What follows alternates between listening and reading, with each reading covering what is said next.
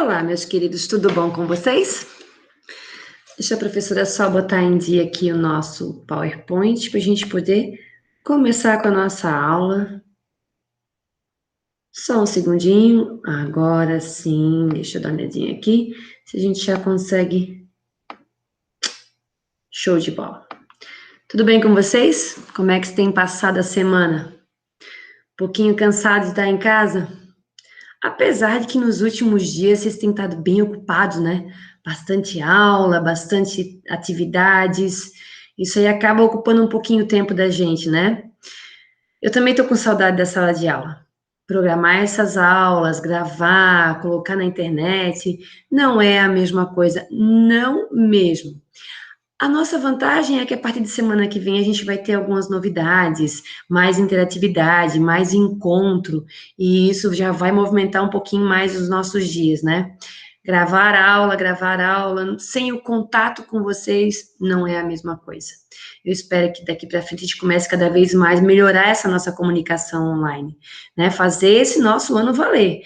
A gente tem que conviver com o coronavírus, tem que conviver com tantas notícias ruins, tem que conviver com tanta insegurança, mas nós temos que fazer o máximo para que a gente tenha melhores condições na nossa aula, no nosso estudo, para a hora que isso tudo passar, e vai passar em breve, se Deus quiser, a gente não perca o ano, a gente não perca o nosso conhecimento, tá? Isso é importante, a gente tem que fazer o máximo. Eu sei que não é a mesma coisa da gente estar junto, conversar, contar história, as explicações não são as mesmas, são diferentes, nosso jeito de conversar é outro. Só que a gente tem que tentar, a gente tem que fazer o máximo, né? Até porque esse ano é um ano especial, 2020, né? Muitos de vocês, ano que vem, vão estar entrando em faculdade.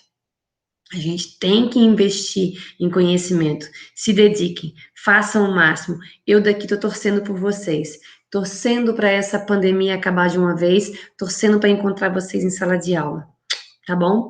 O nosso assunto hoje é tranquilo, bem gostoso. Vocês já viram isso lá no Fundamental, no sexto, no sétimo ano.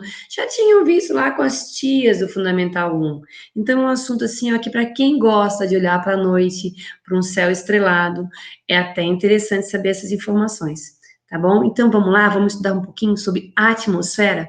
Tem alguns conceitos que são básicos, tá, pessoas? Lembrem-se que a atmosfera, na verdade, ela é a camada gasosa que está em volta da Terra. Então, tô vendo aqui, ó, essa ilustração está demonstrando aqui, ó, a camada gasosa que a gente tem em volta da Terra é o que caracteriza o que a gente chama de atmosfera, tá?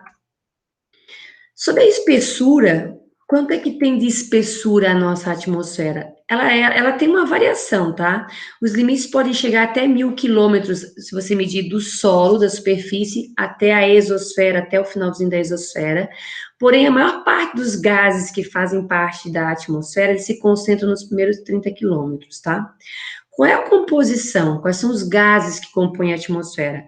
Boa parte da nossa atmosfera é feita de nitrogênio. 78% é uma boa parcela, né? De nitrogênio. 21% é oxigênio e 1% são os demais gases. Não se iludam, tá? Apesar de ser uma porcentagem pequena, cada composição, cada parte dessa composição é bastante importante para a gente. Nós vamos ver daqui a pouquinho que vai aparecer um outro slide que mostra um pouquinho mais detalhado essa composição desse 1%. As camadas da atmosfera: troposfera, estratosfera, mesosfera, ionosfera e exosfera. Aí tem algumas literaturas que trazem a termosfera. Na verdade, o que acontece? Depois da mesosfera, ali onde começa a ionosfera, a gente tem uma subida muito grande de temperatura. Então, daí para frente, a gente já chama de termosfera, tá? Mas a nossa apostila aqui, a gente vai tratar como ionosfera e exosfera, essas últimas camadas, combinado? Então, olha só esse slide aqui, ó. Ele mostra que a espessura, ela tem uma variação. Na região da linha do Equador, a nossa atmosfera é um pouquinho mais espessa, e na região do polo, um pouquinho mais estreita, menos espessura, combinado? Então, na verdade, no polo, varia entre 8, né, de 6, 8, pode chegar até 10 quilômetros, né? E na região da linha do Equador, varia 16, 18, pode chegar até 20 quilômetros. essa parte aqui é da troposfera, é a primeira camada, na verdade, né? Então, a partir da observação da troposfera, vocês conseguem imaginar como é que funciona o restante da atmosfera. Vocês perceberam assim, ó? Essa aí é uma das camadas da atmosfera, é a primeira, a troposfera, na qual a gente vive. E está mostrando a espessura dela, para que vocês entendam como é que funciona o restante da nossa atmosfera, tá? A gente tem uma variação, nos polos é um pouquinho menos espessa e na região da linha do Equador mais espessa, tá? Então, sobre a composição que eu tinha falado para vocês, né? Então, nós temos 78% nitrogênio, 21% oxigênio e sobra 1%. Desse 1%, nós temos o argônio, que é 0,9%. Olha só, sobra só 0,1%. Desse 0,1% é compartimentado em diversos outros gases. Ali tem um exemplo, o CO2, por exemplo, é 0,0385% da nossa atmosfera, tá? Então, cada porcentagem dessa, apesar de parecer pequena, interfere e influencia bastante na nossa vida. Aqui uma ilustração de como é que está formada as camadas da nossa atmosfera. Então, a primeira, a troposfera, onde a gente vive, depois a estratosfera, a mesosfera, a ionosfera e, por último, lá, a última camadinha, antes de chegar ao espaço sideral, a exosfera. Então, a troposfera é a camada onde a gente vive, é a mais próxima da Terra, é onde a gente tem a maior concentração do vapor d'água, quase 80% dos gases que compõem a atmosfera estão na troposfera. A cada 1 quilômetro que a gente sobe, diminui 6,5 de temperatura, ali faltou o Czinho, tá? 6,5 graus Celsius, tá? Por isso que quanto mais alto, mais frio dentro da troposfera. E nós temos nessa camada é onde acontecem as chuvas, os tornados, os ventos, a geada, a neve, a maior parte de todos os fenômenos meteorológicos. Na verdade, temos um tipo de vento, que a gente vai ver daqui a pouquinho, que acontece na estratosfera, tá? A maior parte dos fenômenos meteorológicos acontece na troposfera. É onde acontece o efeito estufa. Estão lembrados que o efeito estufa é a capacidade da atmosfera de segurar o calorzinho da Terra? Então, e nós podemos dividir essa troposfera, que é a primeira camada, em zona das perturbações, até 8.000 metros, justamente onde acontecem as tempestades, as chuvas, os ventos, e a zona calma, que é depois desses 8.000 metros, né, até o finalzinho da troposfera, é a parte onde acontece menos fenômenos meteorológicos, né, é onde é mais tranquilo, mais calmo, tá? Depois, nós temos a estratosfera. Quem quiser acompanhar, dá uma olhadinha lá na nossa apostila, né? Página 13 lá. Ó. Então, depois nós temos a estratosfera. O que tem de curioso na estratosfera é que a temperatura, ela começa em menos 50 graus Celsius e vai até menos 20, ou seja, ela começa a dar uma aquecida. Ao contrário da troposfera, quanto mais alto na estratosfera, mais quente. É o inverso da troposfera, a estratosfera de temperatura, tá? E nessa região aqui, a radiação ultravioleta do Sol, ela ativa as moléculas do oxigênio, se transformando em ozônio. Essa camada de ozônio, ela acaba servindo como um filtro para os raios ultravioleta, tá? Quem não lembra, os raios ultravioleta podem causar sérios danos, tanto aos seres humanos quanto à natureza. Dá uma olhadinha aqui, ó. Esse aqui é o cenário que a gente teve quando essa camada de ozônio se tornou um pouco mais fina, ó, 1979, 98, 2000 e 2005, por causa dos gases do CFC, lembra dos sprays de CFC? A gente já conversou sobre isso também, o clorofluorcarbono, que era o antigo gás usado nos vidros de desodorante, de spray de inseticida, para impulsionar o líquido de desodorante, para impulsionar o inseticida, era colocado um gás na latinha de desodorante, chamado clorofluorcarbono, o CFC, que causava a diminuição da camada de ozônio. Com isso, os raios ultravioletas chegavam mais à Terra e causam danos. Dá uma olhadinha nos danos aqui, ó. Os raios ultravioleta causam envelhecimento precoce, causam câncer de pele, catarata e ainda diminui a capacidade de fotossíntese das plantas, tá? Esses raios ultravioleta, nós temos o A, o B e o C. Deixa eu só dar uma olhadinha aqui. A, B e C. Aqui fala? Não, né? Mas só para vocês ficarem sabendo, então. Esses raios ultravioleta, O C não passa nada, fica todo retido na camada de ozônio. O B passa uma pequena porcentagem, o A passa um pouco mais. Principalmente nos horários mais quentes, próximos ao horário do almoço, é onde a gente tem maior incidência dos raios ultravioleta. Por isso a necessidade de óculos escuros, por isso a necessidade de protetor solar, tá? Então, tomem cuidado, certo? Próxima camada, mesosfera, lá na página 13, lá, ó. Ela fica entre 50 e 80 quilômetros e na mesosfera ela é considerada a camada mais fria da atmosfera. A gente tem uma queda brusca na temperatura. Entre a mesosfera e a ionosfera é onde ocorrem aonde os meteoros que vêm da atmosfera, eles são destruídos, eles são vaporizados, eles derretem, eles são destruídos nas camadas, tanto na camada da mesosfera quanto na ionosfera, que é a próxima camada que a gente vai observar ali. Só para vocês terem ideia, são milhões de meteoros, são toneladas que chegam, que vêm do espaço em direção à Terra e são destruídos nessas camadas. A gente, quando observa aqui da Terra, a gente chama de estrela cadente. Na verdade, a estrela cadente são esses meteoros que são destruídos na nossa atmosfera. Como eu estou falando para vocês, a ionosfera, dá uma olhadinha na página 13, ela vai entre 80 mil metros, ou 80 quilômetros, até 500 quilômetros.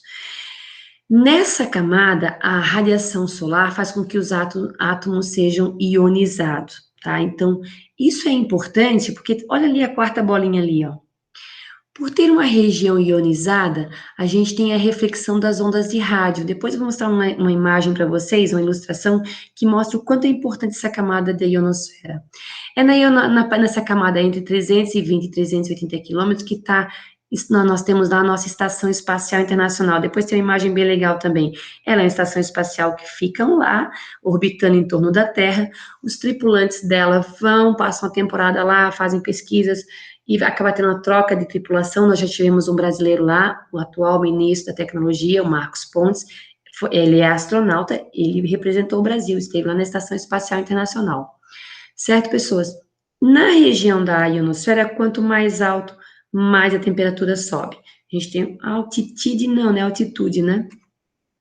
Olha só essa ilustração aqui, ó, a importância da ionosfera. A gente envia as ondas de rádio em direção à ionosfera, rebate, reflete na ionosfera e retorna para a Terra. Com isso a gente consegue manter a nossa comunicação, tá? Então a ionosfera faz a reflexão das ondas de rádio. E aqui está a imagem que eu falei para vocês da nossa estação espacial. Ela foi um projeto que começou com os Estados Unidos, Canadá, Japão, com a Rússia, e depois foram juntando outros países da Europa. E com isso, hoje, a gente tem, então, nós, seres humanos, né, temos esse privilégio de ter uma estação espacial lá, que fica sendo tripulada constantemente com diversas pesquisas sendo desenvolvidas nessa área. De vez em quando aparece uma imagem bonita da estação espacial, é essa daqui, ó. Por último, pessoal, nós temos a última camada, que é a camada da exosfera. Antes de chegar no espaço sideral, né, é a última camada. Ela é caracterizada, principalmente, por ser metade hélio, metade hidrogênio, é onde fica alguns satélites de transmissão também, é onde fica alguns telescópios espaciais, tá? E depois dela, a gente tem o espaço sideral, certo? Então, lá na página 3, fala um pouquinho sobre a exosfera. Saída, a última camada antes de chegar ao espaço sideral. Aqui nós temos a aurora, que quando a gente visualiza no norte, a gente chama de aurora boreal, e quando a gente visualiza no polo sul, é chamado de aurora austral. Ele é um fenômeno luminoso que acontece por causa do contato dos ventos solares com o campo magnético da Terra, tá? Então, ela acontece e dá esse show luminoso, né? Quanto mais fortes os raios solares, mais arroxeada, avermelhada que vai ser a aurora. Quanto menos força dos ventos solares, esverdeada, amarelada, tá?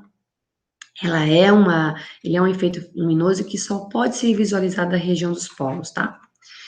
As funções da atmosfera, pessoal, filtrar os raios ultravioleta, extremamente importante para a nossa saúde e também para a preservação da natureza. Conservação, Porque ela conserva o calor que a gente recebe durante o dia do sol, ela segura um pouquinho esse calor, senão a Terra ia ser muito fria, tá? Então ela conserva o calor próximo da superfície. E ainda, o último ali, a proteção. Lembra que eu falei dos diversos meteoros que vêm e são destruídos na atmosfera? Senão nós, seres humanos, não existiríamos mais, né? Seria o nosso fim. Para quem não sabe como é que funciona o efeito estufa, a radiação, a luz visível do Sol chega em diversos astros do sistema solar. Esses raios solares atingem a superfície da Terra, tanto a Terra, quanto a água, quanto o ar. Parte dessa energia é rebatida para o espaço novamente. Parte dela é absorvida por essa superfície e é convertida em energia calorífica, em calor. Essa superfície aquecida aquece o ar que está sobre ela, certo? Parte desse calor fica retido próximo à Terra, porque tanto o vapor d'água quanto o dióxido de carbono, metano e diversos outros gases seguram esse calor próximo à superfície.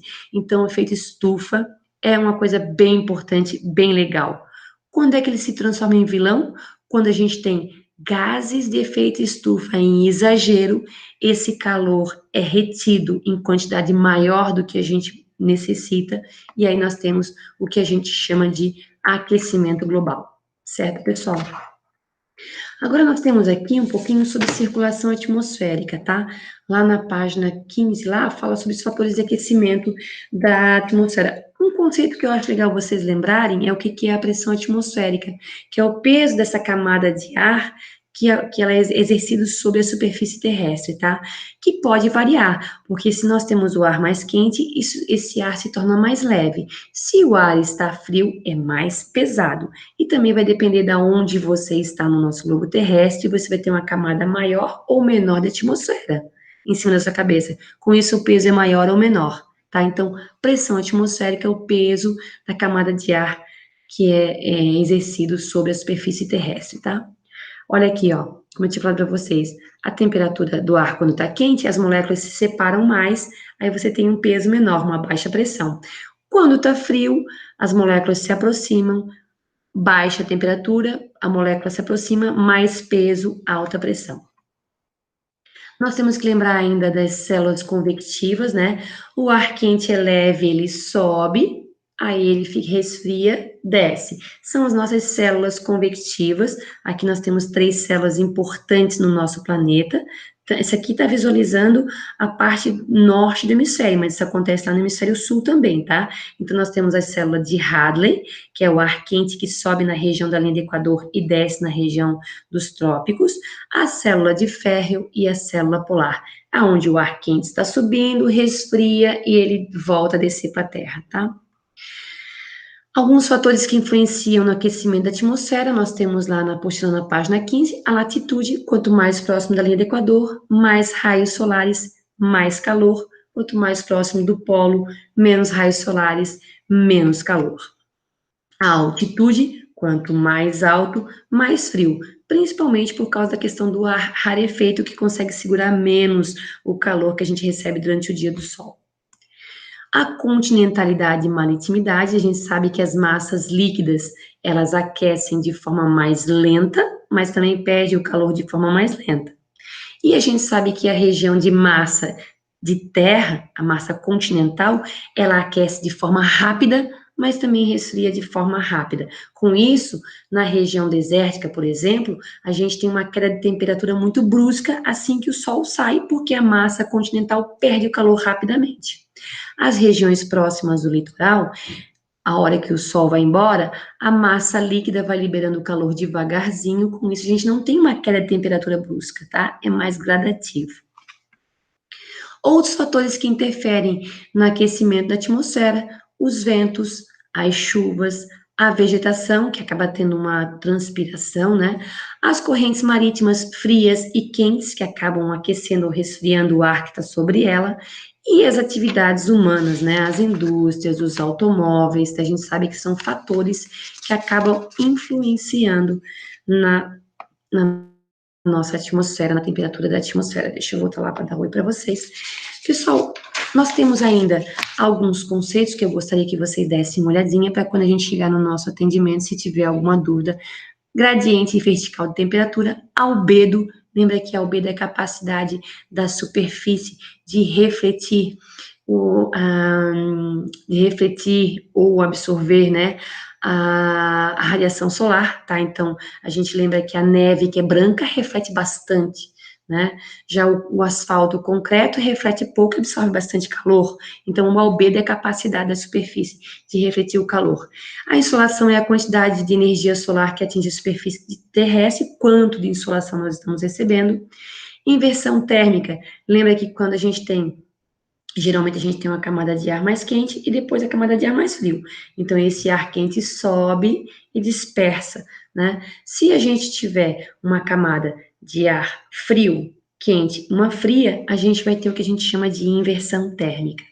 Nós temos as ilhas de calor, que nas regiões centrais das cidades acabam a gente tendo uma quantidade maior de calor por causa do concreto, por causa da dificuldade da circulação de vento, por ter menos vegetação. Então, com isso, a gente tem as regiões centrais das cidades, formando o que a gente chama de ilha de calor, enquanto em volta a temperatura é mais baixa, porque em volta dos grandes centros urbanos nós encontramos mais vegetação, menos concreto, menos prédios altos, tá? Nós temos ainda a média térmica, que é a média de temperatura que pode ser tanto diária, mensal quanto anual. A amplitude térmica, que é a diferença entre a máxima e a mínima temperatura. Ainda, nós temos alguns outros conceitos, como linha isotérmica. Se você pegar um mapa e ligar os pontos com as mesmas temperaturas, você vai ter uma linha isotérmica. Equador térmico, que é a linha que une os pontos de maior temperatura ao redor do globo. Maritimidade e continentalidade, que a gente falou, né? Maritimidade é a influência das massas líquidas no aquecimento da atmosfera, e continentalidade é a influência dos continentes no aquecimento atmosférico, certo? Espero que a aula tenha sido bastante clara, que tenha ajudado vocês. Façam os exercícios e se tiver alguma dúvida, depois a gente conversa no atendimento. Beijão para vocês. Em breve a gente se encontra de forma mais online, mais em tempo real. E aí vai ser bem mais interessante. Certo, pessoas? Beijão.